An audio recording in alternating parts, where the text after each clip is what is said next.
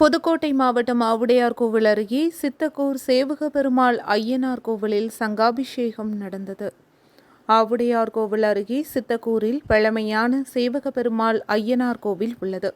இக்கோவிலில் விநாயகர், அரசமர விநாயகர், சித்தி விநாயகர், சுப்பிரமணியர், வடக்கு வாசல் காளியம்மன், 18ஆம் படி கருப்பர், சின்ன கருப்பர், அரசுமுக கருப்பர், பாளையடி கருப்பர், வள்ளி தேவசேனா சுப்பிரமணியர், பாலதண்டாயுதபாணி, பழைய சாஸ்தா ஐயனார், கன்னிமூல கணபதி, அரசமர பிள்ளையார், முன்னோடியான் பேச்சியம்மன், ராக்காச்சியம்மன், ஆஞ்சநேயர், தக்ஷணாமூர்த்தி, நவக்கிரகங்கள் ஆகிய தெய்வங்கள் அருள் பாவித்து வருகின்றன.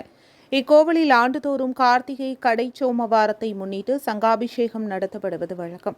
அதன்படி நடந்த வழிபாட்டில் கோவில் வளாகத்தில் சங்குகள் அடுக்கப்பட்டு சிறப்பு ஹோமம் செய்து அதனைத் தொடர்ந்து சேவக பெருமாள் ஐயனார், பெரிய கருப்பர், சின்ன கருப்பர் ஆகிய தெய்வங்களுக்கும் சிறப்பு அபிஷேகம் செய்து சங்காபிஷேகம் செய்து அதனைத் தொடர்ந்து மலர் அலங்காரம் செய்து தீப ஆராதனை நடந்தது.